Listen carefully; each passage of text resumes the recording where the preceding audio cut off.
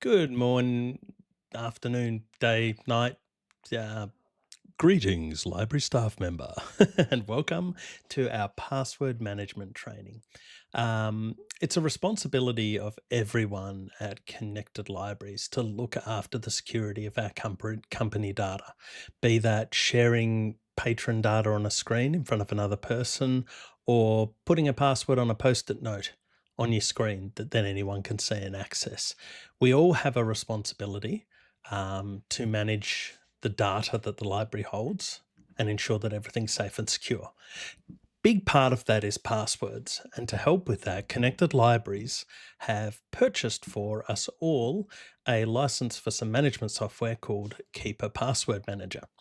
Now, for those of you who have been here a while, you might remember that I did a few. Go away, don't open that.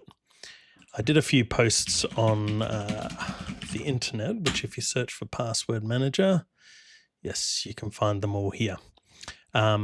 Each of the Password Manager posts covered a specific topic. So there's a whole series of them, how to use it on your phone, on your PC, etc., etc. And at the bottom of each of them, there was a link to a document, which is 26, 27 pages. This is all the content that we're going to cover in today's video. But if you prefer to read rather than view things, you can view all that sort of stuff here. So I'm going to sort of reference the first paragraph here of why use a password manager. And the main reason is that, an essential part of cybersecurity today is a requirement for complex passwords. I'm sure you've all seen those prompts where it says, you must have an strange character, series of letters, capital letters, numbers, not be your name, not be your date of birth, not be your pet's name, not be the car you drove when you were 12 years old, etc., etc., etc. So with the requirement for that and MFA, and the sheer number of different places we log on to, it can be very hard to remember all of our passwords and log on data.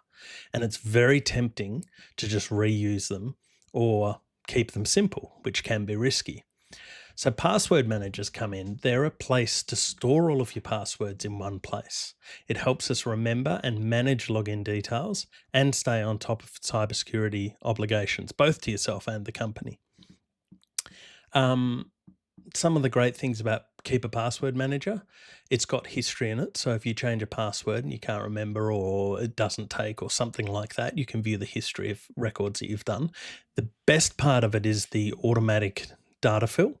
So, and I'll show this when we get to that section of the video, but for example, when I log on to Amazon, I go there and with a click of a button, it enters my username, my password, and my MFA 6-digit code token, all for me automatically, whether I'm on mobile, a Windows PC at work, my MacBook at home, whatever it happens to be. So there are lots and lots of very useful features in this software. Anyway, that's it in a nutshell. That's what we're going to run through. So let's get to the first section. Hi again. Sorry, I forgot two things.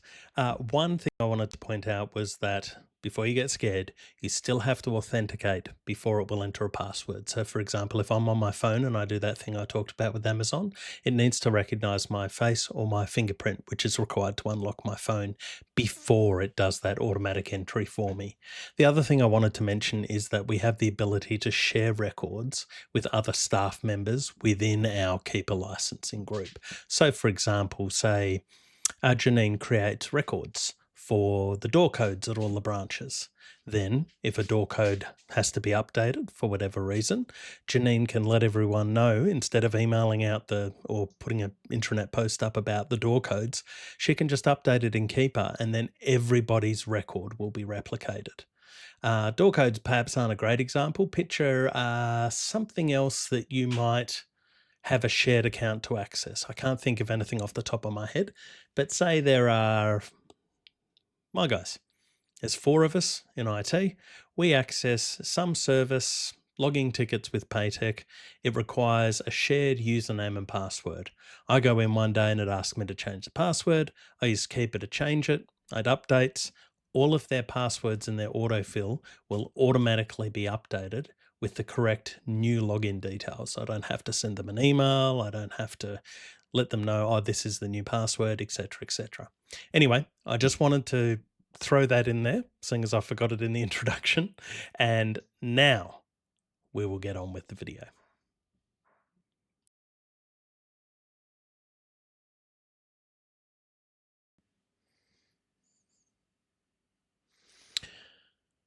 Okay, then let's start with the Windows Workstation installation.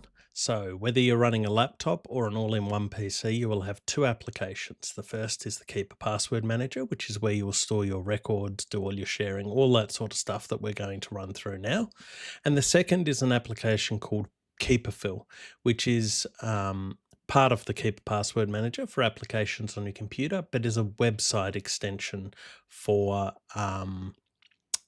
websites and that sort of thing. Either way, it's all pre-installed on your laptop, and if it isn't, you can call this number or email that email address or log on to that support portal, and we will help get it installed for you ASAP. So, first things first, Keep a Password Manager. So to access it, you just click the Start menu and start typing Keeper. Open the Keep a Password Manager. Normally, this will use SSO to automatically log you in. However, I've set this up on purpose so that mine doesn't, so that I can show you what to do if it doesn't. So if it doesn't, all you have to do is type your login there. It's your email address that you use to log into the PC. So some of you will have frank.derbstrom@connectedlibraries.org.au. Some of you will have cclc.vic.gov.au. So just type in the email that you use to access your PC there and click Next. It'll spit out a little SSO login window thing. So you just go Open Keep a Password Manager and you're in. The only other thing you may need to set is if you go to there, Keeperfill, and then tick this box. Continue running Keeperfill apps in your taskbar even after quitting the Keeper app. The other thing you may want to change is under the Security tab, ensure that this Stay Logged In is there. And what that'll do is when you close this, it'll minimize it down to the taskbar here. And it'll be running in the background so it still works. The other part of what you need to do is in your browser of choice, actually not only in your browser of choice, Chrome, Firefox and Edge, we have automatically installed this on. Anything else, you'll need to log a ticket and get us to help you install it. But all you have to do on these is you click on this little jigsaw piece up here and you'll see that Keep a Password Manager is pre-installed. If you click on that, same thing again, type in your log address, do Next, and that's it. It's logged in. If you click on the Keep a Password Manager, one setting I would recommend you change under settings is to ensure that, never mind, it's already on. I was going to say, make sure that it's here. And that's it for setting it up on the desktop. I'll flick over my view now to the mobile phone so I can show you what to do if you're on a mobile as well. Okay, I'm going to remote control Frank's mobile phone here. This is an Android device. However, the process is going to be the same whether you're on an Apple or an Android device. So if we open up the app drawer, on Apple devices, you don't have this distinction, but on Apple devices, you don't have this distinction, but on Android devices, you do.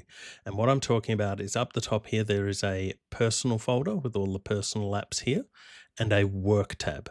And all the work tabs have this tiny briefcase on them that show they're a work item, and the personal ones do not. As you can see, Keep a Password Manager is pre-installed for you as a work app, along with all this stuff here. Now, the only reason I mentioned that is because, and I won't go into this in a great heap of detail, but if you've got any questions, shoot me a message. With work phones, we've set them up so that you can log in with your personal account. So if you've got, say, Clash Royale on this phone, and it's a personal app, it's not a work app, No problems with you having it on your phone. Bendigo Bank, right? I use it for my banking, etc., etc. But in order to make sure that we can do that in a cyber secure way, the work data is kept separate from the personal data and vice versa. If you take personal photos of your kid's birthday party or something on the weekend, work shouldn't have access to that data. Even though it's a company device, the data that we have access to and the data we protect is this data. Now, the reason that's important, other than the obvious, is if you open Keeper, if I reconnect to it, sorry, bear with me, slight technical issue. My apologies for that. I've just fixed up the technical issue. Okay, if we open Keeper as an enterprise app and we want it to enter passwords, it is only going to enter passwords on an enterprise version of Chrome. So if you are using, say, your own browser, like I use Opera GX on my phone, and I want Keeper to autofill passwords and stuff on there, I need to make sure I've installed it on my personal account. Means you've got two versions of the app, which isn't necessarily a problem. As you can see, I've got two versions of Outlook here. The one with the business is my work email. The one without is my personal email. Anyway, so if you don't care about any of that and you're always going to use the work Chrome browser or whatever, then just open up Keeper here. If, however, you want to use your own browser or you're putting this on your personal phone, etc., all you have to do to install it is open up the Play Store. Just to further reiterate what I said before, there's a Play Store that is enterprise, and there is the normal Play Store, which is logged in with my Gmail account. So if we go to that and we do a search for Keeper, here it is here, Keeper Password Manager. Just click install. Thinking.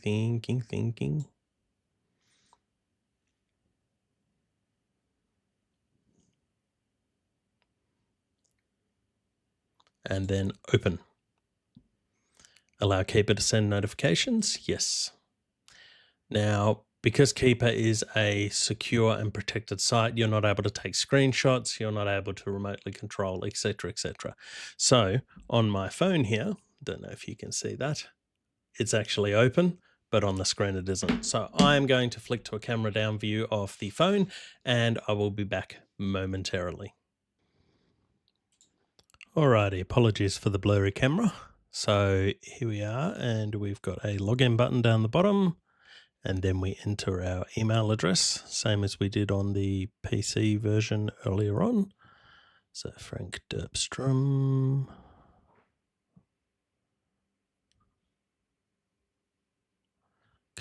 And then click next. Or OK. Needs 2FA.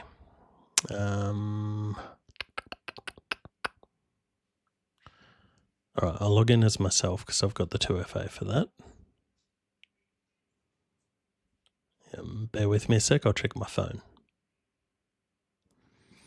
Okay, so I enter the 2FA login code. And then here, I go, don't ask again on this device because I don't want to be asked that every time I turn on my phone. And then next. And we're in. And that's all of it. The only other thing is for Keeper Fill, you need to activate it the first time you open it. So just click there, click Set Up. It'll ask you what you want to use for your autofill service. And we want to use Keeper, not Google or Apple Wallet or whatever it happens to be. Then just go back and click Done. And that's all there is for setup.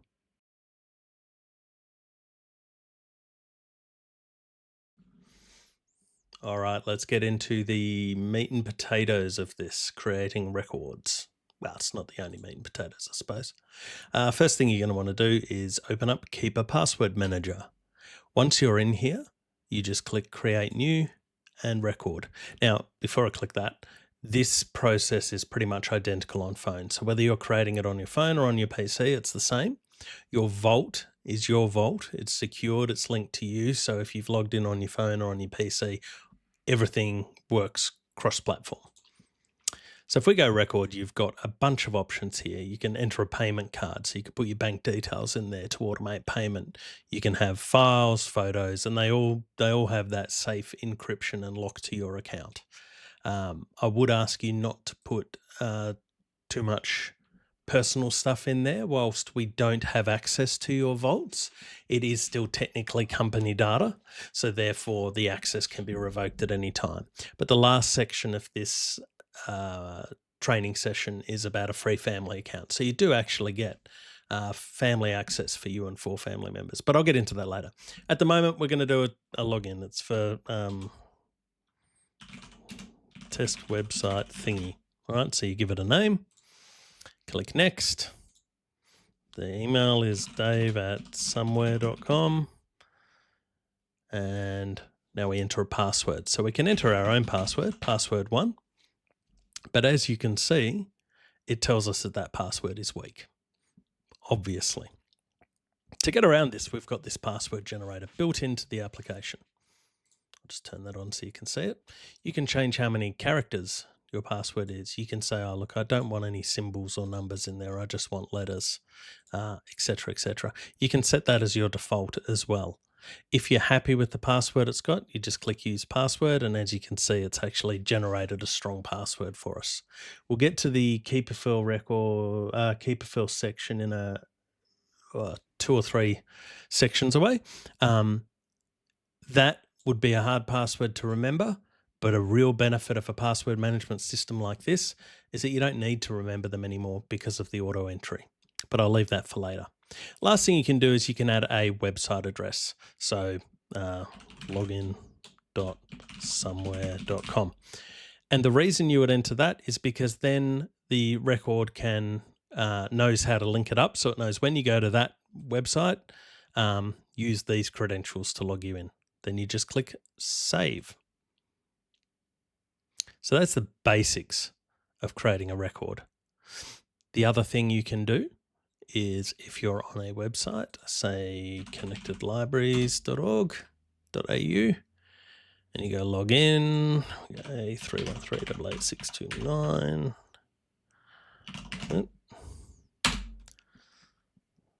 So we log in, Keeper will say, do you want to save this password to Keeper? Yes, please. That'd be great. Record saved. So now when I go in here, you'll see here it is here. A313, there's my password. It's already linked the website address, but that, well, surprise, surprise, a 4-digit PIN is a high-risk password. That's not the best name, so you can go in there and edit it and change it to Connected Libraries Dave or something like that, That way when I'm looking for it over here, I go, oh yeah, I know what that is. The other advantage of having the website in there is that if I just log out, close it down, I can click this little button here to launch and enter my login credentials. So it takes care of all of it for me. It's going to ignore that. Oh, it's ignored. Naughty Dave.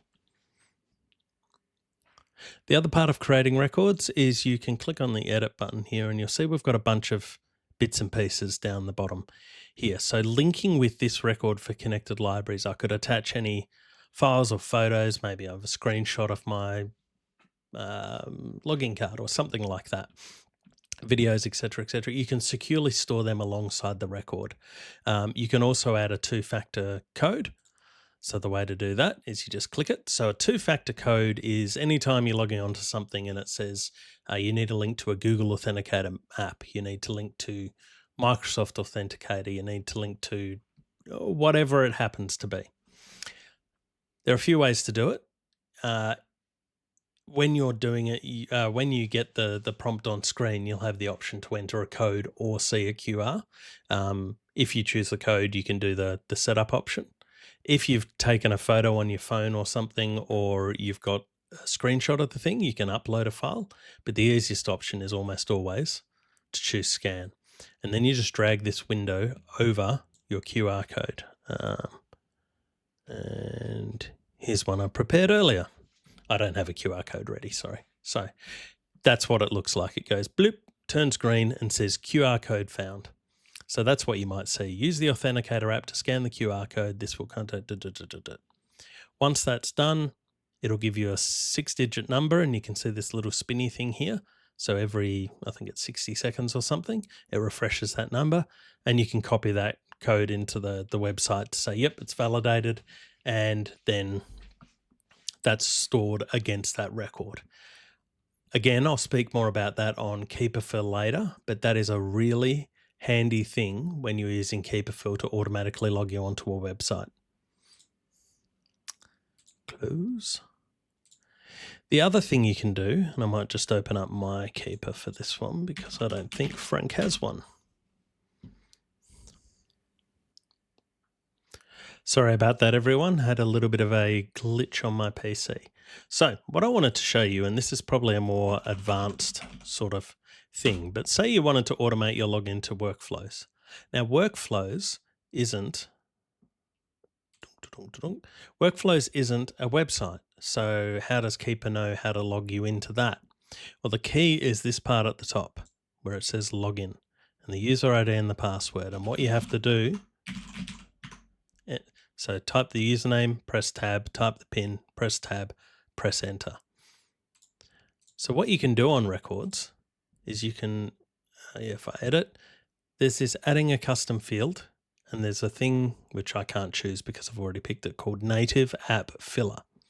So what you can say is anytime it sees the word login like that, type the username, then press tab, then type the password, then press enter. And to activate that, all I do is I open up Workflows.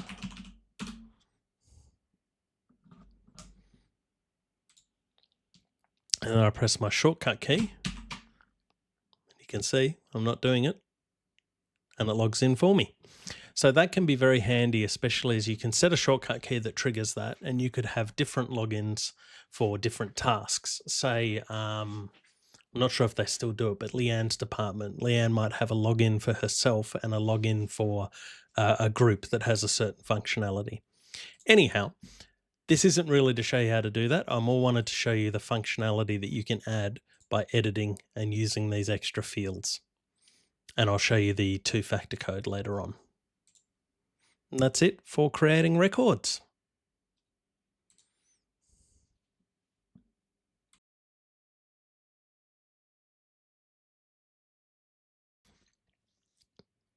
Okay, so creating records is great and all. You've put tons of them in here. They're working as you intended. It's hunky-dory, etc. But you're starting to find, and this isn't a very good example because there aren't many, you've got perhaps hundreds of different logins for all the different things, you know, the workflows to a book supplier to the Hungry Jack's birthday club. I don't know. And you want to organize this some way. The way to do that is very similar to the way you would organize folders in SharePoint or on your hard drive, etc. You just do create new and then folder. And we'll call this folder, you know, you do something that's meaningful to you. It's just a name. It's a label. It doesn't mean anything. Call it folder 1 if you wanted. What you can do then is within that folder, you could create other folders. So we'll call this a subfolder 1. Where do we want subfolder 1? We want it to be in the root directory. No, we want it to be underneath folder 1. So create. There's another one. You can right click on the folder and do a new folder. Subfolder 2. You can also go file. No, you can't. You can't go file new folder. I didn't realize that. So say we wanted to have sensible folders. What's our first one? Confluence. All right. Whoops. Click the right thing. New folder. Let's go websites. So Frank is a website. Move that, please. These 3 are websites. I'm just holding down Shift to select multiple. Move those in there. Oh, Cranbourne is a pin number. I need a different folder for door pins or something like that. Oops, that created under websites. I didn't mean that to. So I will drag it down here. I'll drag it. How do I drag it out of there? That's interesting. Let's go move to, and I want that to be under my vault. Move that there. There we go. So now the door pins are sitting under there where they're supposed to be. So the pin goes in there. Okay. It's a website. That's a website. That's a website. They go in there. You get the idea. Anyway, you can create folders and subfolders and expand them and shrink them as you want. You know, workflows might be under that subfolder, and that one might be under subfolder 2, etc., etc. You move them around in a way that makes sense to you and that helps you find them. If you forget where you've put them, you can always use the search up the top to do workflows. Oh yeah, there it is. Furthermore, workflows is in subfolder 1, so I know where it is. If there are multiple results, like some of the ones in IT, we've got a lot of logins that have the same name, such as Microsoft login. You can view all results and then just see a trimmed down list. And if you change your mind and don't want that, you just click the X to clear the search. But that's how you use folders to create an easy to follow or easy to organize collection of records.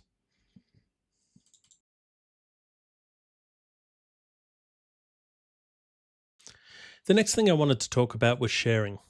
So say we want to share a record with anyone. All you do is you click on the record and click share. If you want to share it with someone within the company, which is probably 99% of the time the only thing you would be doing, say I want to share it with Becky. Okay, I can click Becky there or just type in her email address. View. Can Becky edit it? Can she share it? Can she edit it and share it?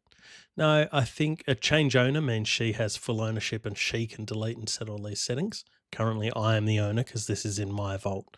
I only want Becky to be able to view it. So if I click add there, this record has now been shared. Now, in Becky's Keeper vault, she will have a shared record here of workflows for SDF. I'm just going to take Becky out of that now because if she, no, just that one. If she logs into a Keeper and she sees that, she might be confused. Sorry, Becky, if in that 2 seconds I had that there, you're wondering why Frank Derbstrom is sharing a workflows record with you.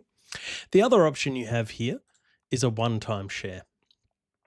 So creating a one-time share, this can be, this is a link securely to someone external to the company. It doesn't matter whether they've got Keeper or not. Say,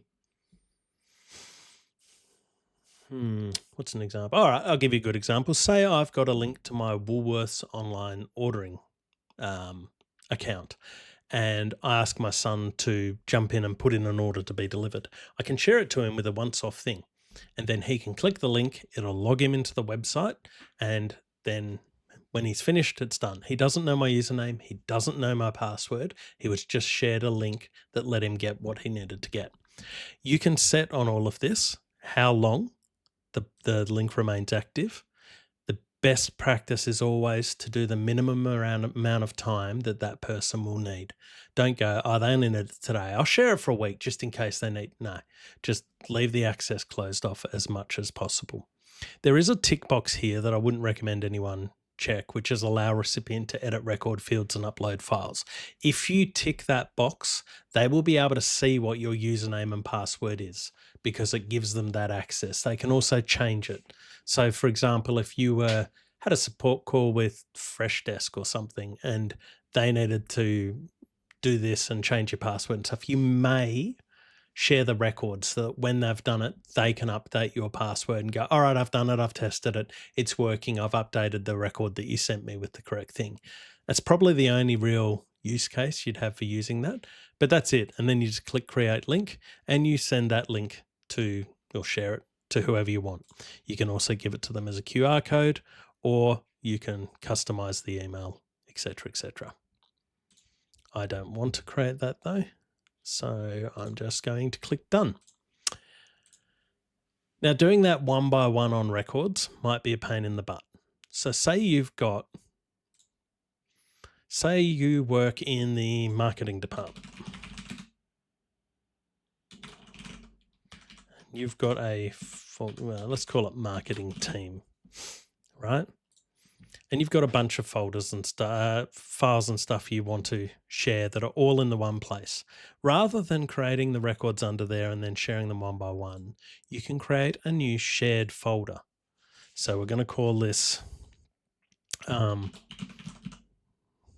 shared logins. And we're going to go, let's see, can the people in this group manage who is in the group? Can they manage the records, add new records, update passwords, etc.? Can they do both of those things? Or do they have no user permissions? They can just see. Let's say we want to set it for both. The records are the actual, the records. Can they edit them? Can they share them? Can they edit and share? So we'll say that they can edit. And then we go create. And now you'll see there's this little icon change. That means that when I share this folder, everything inside it. So if I put this websites folder inside it, move it there. Right. Anyone that views, let me just expand it. Anyone that has access to shared logins also has access to all this stuff in one fell swoop. And the way to manage who has access to this shared folder is over on the right here. So the owner of this folder, or anyone that has that edit and share setting, can go to users, edit, sorry. So edit shared folder.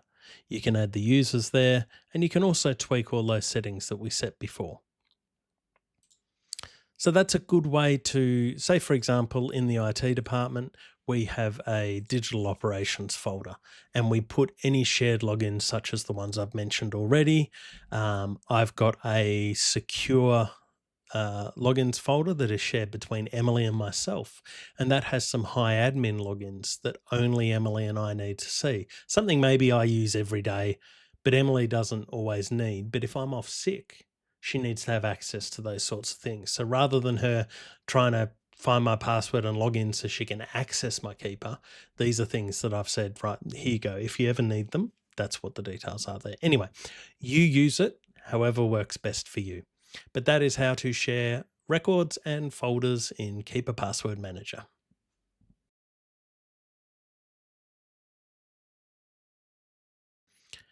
Now we get on to Keeper Fill, which is arguably everyone's favorite part of any password management system. So this is the part where it automates a login for you. Other than workflows that we showed before, any device that you have Keeper running on, you can open a website.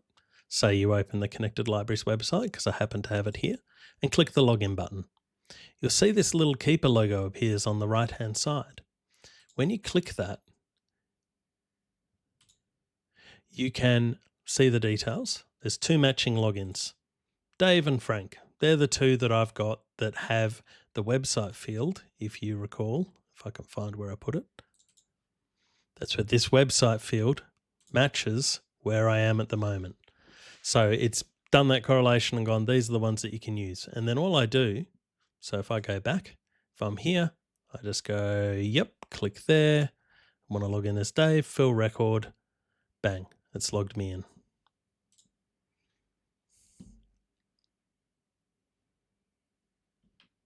And that's it. I've got no holds available. That makes me a sad panda. And then you click, you can log out and then go, oh no, actually I wanted to log in as Frank. So we'll do that.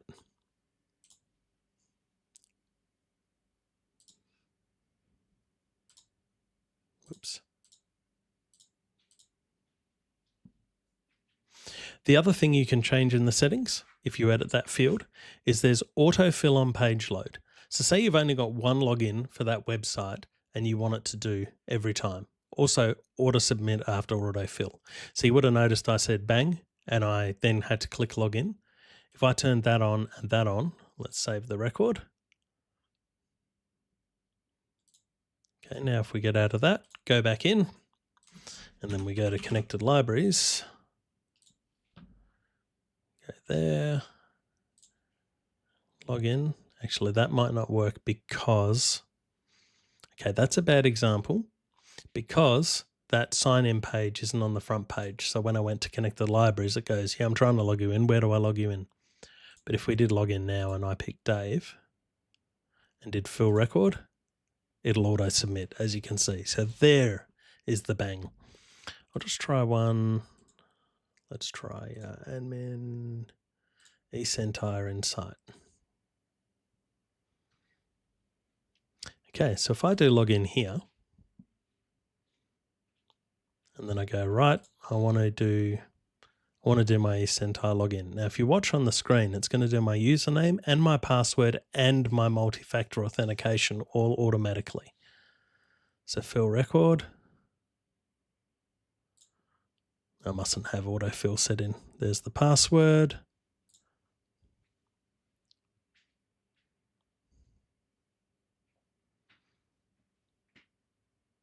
And it's not going to ask for my 2FA, which is a terrible example because I have already logged in earlier today. So great example, Dave, but I think you get the point.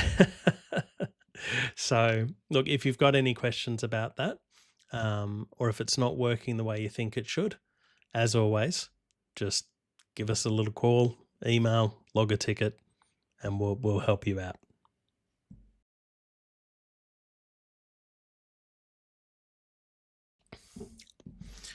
Okay, Keeper has some additional features that I haven't mentioned. It's actually got lots of additional features that I haven't mentioned yet.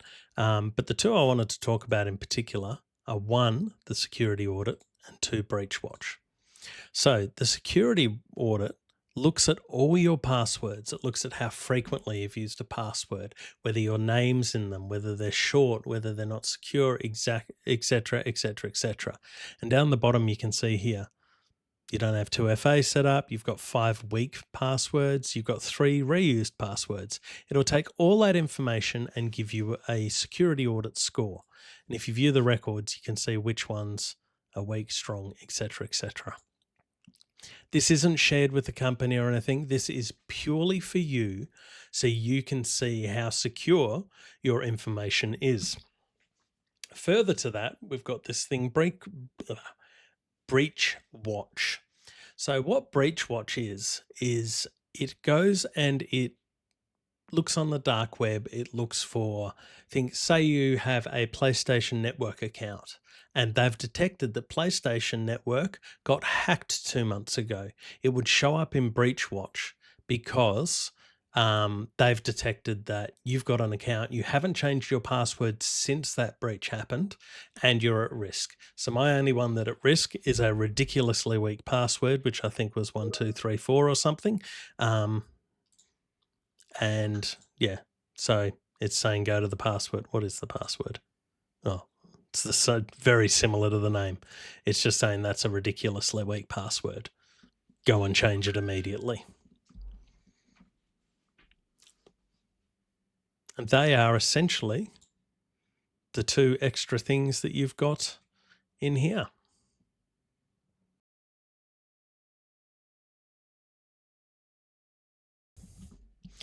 Moving on to the final section, which I suppose is an additional feature in a way.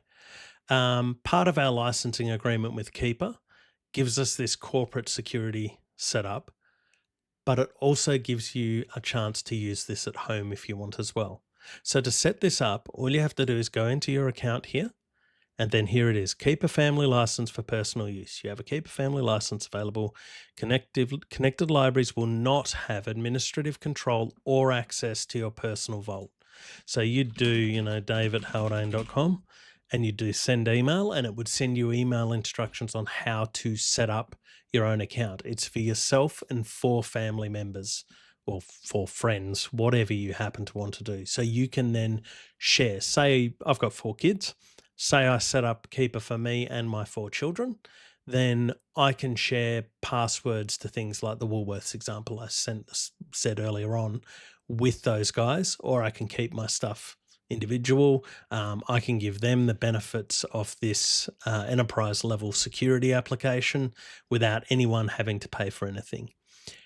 If you leave the company, your license does expire after a year, and you will get the option to purchase to continue a a paid personal account if you want to. You also have the option to export all your records and stuff, and that's done from your personal account, not the company account. We have no control over or access or visibility over anything you store in that application. So that's just an extra little thing that can be cool if you want it.